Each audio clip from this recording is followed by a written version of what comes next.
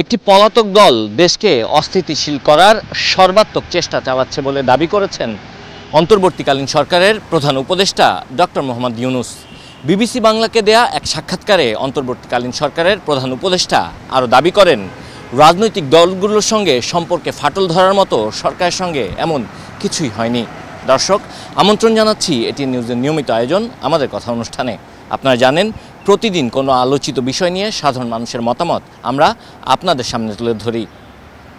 একটি পলাতক দল সর্বাত্মকভাবে দেশকে অস্থিতিশীল করার চেষ্টা করছে, এই বিষয়টি নিয়ে আজ আমরা শুনব সাধারণ মানুষের মতামত। তবে তার আগে চলুন এই বিষয়টি সম্পর্কে এটিএন নিউজের প্রচারিত একটি প্রতিবেদন আমরা দেখে আসি। এই 6 মাসকে আপনি কিভাবে দেখেন? কতটা আপনি যা করতে চেয়েছিলেন প্রধান উপদেষ্টা হিসেবে তাতে কতটা সফল হয়েছেন? সরকারের গত 6 মাসের সাফল্য ব্যর্থতার মূল্যায়ন করতে গিয়ে বিবিসি বাংলাকে দেওয়া সাক্ষাৎকারে প্রধান উপদেষ্টা বলেন, 16 বছরের ধ্বংসস্তূপ থেকে দেশকে টেনে তোলার চেষ্টা করে যাচ্ছেন তিনি। অর্জন করতে পেরেছেন দেশ বিদেশের আস্থা। সারা দুনিয়ার আমরা আস্থা স্থাপন করতে পেরেছি, এটা কেউ প্রশ্ন করতে পারবে না যে না আপনি অমুক দেশের আস্থা অর্জন করতে পারেন নাই।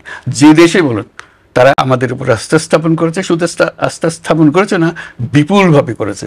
তারা বলছে আমরা অতীতে যা করি না তার চাইতে বেশি করবো, এখন যেহেতু আমরা দেখছি যে এটা সুন্দরভাবে সরকার চলছে, সেই জন্যই তারা করছে। আইন শৃঙ্খলা পরিস্থিতির খুব একটা অবনতি হয়নি বলে দাবি ডক্টর ইউনূসের। যেমন আমি তো হিসাব নিচ্ছি, কোনো অপরাধের পরিমাণ মোটেই বাড়েনি, আমি যদি আগের মতোই হয়েছে। আমি যদি একটা পরিসংখ্যান আপনাকে দিই, গত 6 মাসে বিচার হবে না, সমস্ত কিছু নিয়ে আসতে হবে। অন্তর্বর্তী সরকার সম্পর্কে রাজনৈতিক দলগুলোর বক্তব্যের মধ্যে তফাৎ রয়েছে, কিন্তু ঐক্যের ফাটল ধরার মতো কিছু হয়নি বলে মনে করেন তিনি। আমার তো কোনো অবস্থানের পরিবর্তন হয়েছে বলে মনে হয় না। কেউ আমাকে অসমর্থন করছে এরকম তো কোনো খবর আমি পাইনি এখনো। সবাই সমর্থন করছে, সবাই চাচ্ছে যে সুন্দরভাবে দেশ চলুক, তাদের মধ্যে ঐক্য আছে, সবার মধ্যে ঐক্য আছে। রাজনৈতিক বক্তব্যের মধ্যে অনেক তফাৎ আছে, কিন্তু তার মানে এই নয় তার ঐক্যের মধ্যে ফাটল ধরেছে, এরকম কোনো ঘটনা ঘটেনি। ছাত্র জনতার নতুন দল গঠনে সরকারের ভূমিকা নেই বলে দাবি করেন প্রধান উপদেষ্টা। সরকার কোনো সহায়তা করে না। 3 জন ছাত্র প্রতিনিধি ছিল সরকারের ভেতরে, যিনি রাজনীতি মনস্থির করেছেন তিনি সরকার থেকে ইস্তফা দিয়ে চলে গেছেন। উনি প্রাইভেট সিটিজেন হিসেবে রাজনীতি করবেন, এর কার বাধা দেওয়ার কি আছে? সেনাবাহিনী অন্তর্বর্তী সরকারকে সর্বাত্মকভাবে সহযোগিতা করছে বলে মন্তব্য করেন তিনি। সেনাবাহিনী থেকে কি আপনি সহযোগিতা পাচ্ছেন? সর্বাত্মকভাবে, প্রথম থেকে যা ছিল এখনো তাই। অ্যাবসলিউটলি। ভারতের সঙ্গে সম্পর্ক ভালো ছিল, আছে এবং থাকবে, তবে কিছু ভুল বোঝাবুঝির উত্তরণের চেষ্টা চলছে। খুবই ভালো, আমাদের সম্পর্কের কোনো অবনতি হয় নাই। আমি যেভাবে ব্যাখ্যা করে এসেছি, আমাদের সম্পর্ক সবসময় ভালো থাকবে, এখনো ভালো আছে, ভবিষ্যতেও ভালো থাকবে। বাংলাদেশ ভারতের সম্পর্ক ভালো না থেকে উপায় নেই। আওয়ামী লীগের রাজনীতিতে ফেরা না ফেরা নিয়ে প্রশ্নেরও জবাব দেন প্রধান উপদেষ্টা। আমাদের এই দেশের উপরে সমান অধিকার, আমরা সব ভাই ভাই, আমাদেরকে এই দেশেই বাঁচতে হবে, এ দেশকেই বড় করতে হবে। কাজে যে মত দল করবে তো বটে, সব কিছু করবে, কারো কোনো এই দেশ থেকে কেড়ে নেওয়ার, এদের তার অধিকার কেড়ে নেওয়ার কোনো উপায় নাই। কিন্তু যে অন্যায় করেছে, যার বিচার হওয়া উচিত, তার বিচার হতে হবে। Arpan Maitra, desk report, ATN news. দর্শক, এতক্ষণ আমরা রিপোর্টটি দেখলাম, এবার চলুন এই বিষয়টি নিয়ে সাধারণ মানুষ কে কি ভাবছে তা আমরা শুনি। আমাদের দেশে এখন প্রপার ল অ্যান্ড অর্ডার নাই, যার কারণে এখন অনেকেই ছিনতাই, চুরি, ডাকাতি অনেক কিছুই করার খুব ইজিলি সুযোগ পাচ্ছে। অবভিয়াসলি সেই সুযোগটা অন্য পার্টিও নেওয়ার চেষ্টা করতেছে, বাইরে থেকে হোক ভেতর থেকে হোক। কিন্তু আমাদের প্রধান উপদেষ্টা এবং আমাদের হোম অ্যাডভাইজারের যেটা করা উচিত সেটা হচ্ছে আমাদের ল অ্যান্ড অর্ডারটা আরও স্ট্রং করা উচিত, যাতে আমাদের এখানে আমাদের নাগরিকের সেফটিটা বজায় থাকে। ছাত্রলীগ বলেন অথবা কেউ ছিল যুবলীগ বা এরকম সামথিং, ওদেরকে এখন দেখতেছি ওরা হচ্ছে দেশের বাইরে গিয়ে অনেকভাবে অপপ্রচার চালানোর চেষ্টা করতেছে। অনেক ধরনের ভ্রান্তিমূলক পোস্ট করা বা গুজব ছড়ানো, দেন হচ্ছে রিসেন্টলি যে ধর্ষণের ইস্যু নিয়ে এটা ট্রেনকে কেন্দ্র করে না অনেকগুলা হচ্ছে অপপ্রচারকে চালানো হয়। ওরা দেশের বাইরে না, দেশের ভিতরেও কিন্তু ভিতরে থেকেও কি একটা অস্থিতিশীল পরিবেশ করার চেষ্টা করছে। কারণ দেখেন, যারা পলাতক বা যারা চলে গেছে তারা কিন্তু উচ্চ পদস্থ কর্মকর্তা ছিলেন আর কি, আওয়ামী লীগের আর কি, যদি আমি সরাসরি নামটা বলি।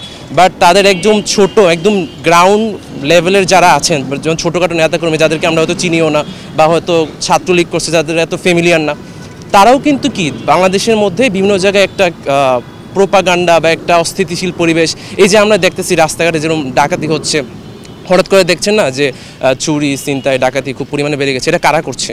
মূলত যারা গ্রাউন্ড লেভেলের একদম, যাদেরকে হয়তো আমরা চিনিও না, তারা বিভিন্ন লোক দিয়ে করাচ্ছে, টাকা সাপ্লাই দিয়ে করাচ্ছে, বা হয়তো তারা নিজেরা ইনভলভ হলে এগুলো করাচ্ছে। বাংলাদেশের রাজনীতি প্রেক্ষাপট এমনি অস্থিতিশীল, তারপরে জননিরাপত্তা না থাকলে এখানে হচ্ছে বিভিন্ন রাজনৈতিক দল তাদের ব্যক্তিগত স্বার্থ উদ্ধারের চেষ্টা করবে।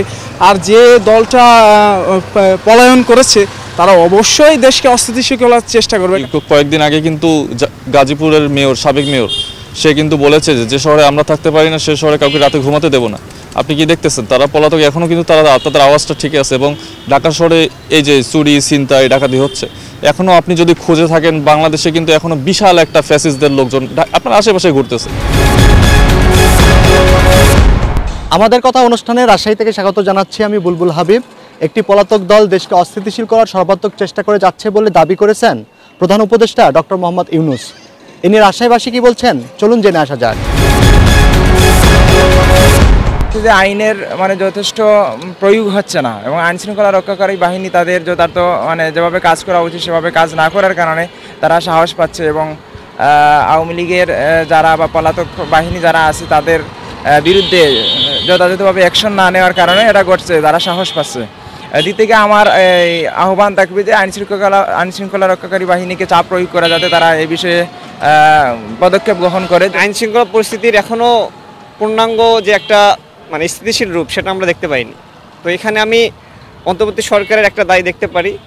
এর পাশাপাশি হ্যাঁ, আওয়ামী লীগ দোসর এবং তারা বিভিন্নভাবে সরকারকে অস্থিতিশীল করার চেষ্টা করতেছে, এটাও আছে। আমি দুইটাকেই আর কি মনে করি যে হ্যাঁ, দুই জায়গাতেই থেকে হচ্ছে দায় আছে। সরকারের কাছে তো সব স্থিতিশীল করার জন্য সব ব্যবস্থায় আছে, তাই না? সেই জন্য সরকারকে আরেকটু সক্রিয় হতে হবে। সার্বিকভাবে তো কিছু বিশৃঙ্খলা হচ্ছে, এটা নিয়ে আসলে আমরা যারা সাধারণ মানুষ এটা আমরা শঙ্কিত। তবে আমরা মনে করি যে বর্তমান যে সরকার আছে তারা এটা কঠোর হাতে দমন করবেন। আমাদের কথায় নোয়াখালী থেকে স্বাগত জানাচ্ছি। একটি পলাতক দল দেশকে অস্থিতিশীল করার সর্বাত্মক চেষ্টা করে যাচ্ছে বলে দাবি করেছেন প্রধান উপদেষ্টা ডক্টর মোহাম্মদ ইউনূস। এই বিষয়ে নোয়াখালীর নাগরিক ভাবনা কি জেনে আসি। শুধু দেশি বিদেশি ষড়যন্ত্র করার সুযোগটা এই কারণে পাচ্ছে যে তাদের বিপক্ষে সরকারিভাবে বর্তমানে অন্তর্বর্তীকালীন সরকারের উদ্যোগে কার্যকরী কোনো ব্যবস্থা গ্রহণ করা হয়নি। বাংলাদেশে বিশাল বিদ্রোহ বা কাহিনী হয়েছে, সকলেই সরকার আওয়ামী লীগ সরকারের অগণতান্ত্রিক সরকারের আমলে হয়েছে।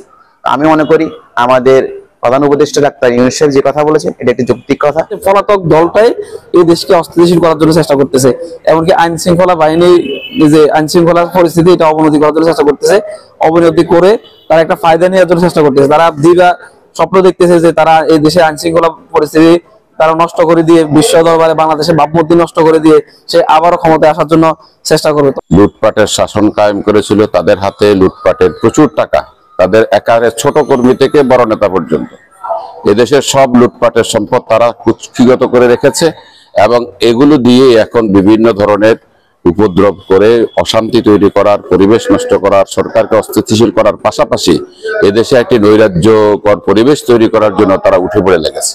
এত বড় লার্নেড লোক যে উনি রাজনীতিবিদ নন, কিন্তু উনি এটা বুঝতে পেরেছেন প্রথম থেকেই। আমরা সাধারণ মানুষ আমরা জানি যে এটাই করবে, এটাই স্বাভাবিক, আর এটাকেই ওভারকাম করাটাই বুদ্ধিমানের কাজ হবে। উনি আশা করি এদেশের জনগণকে নিয়েই উনি এটা মোকাবেলা করে ওভারকাম করবেন ইনশাআল্লাহ। দর্শক, শেষ করছি আমাদের কথার আজকের আয়োজন। আগামীতে আবারও দেখা হবে ভিন্ন কোনো বিষয় নিয়ে। সে পর্যন্ত আমি সাব্বির আহমেদ আপনাদের কাছ থেকে বিদায় চেয়ে নিচ্ছি। সুস্থ থাকুন, নিরাপদে থাকুন, থাকুন এটিএন নিউজের সঙ্গে।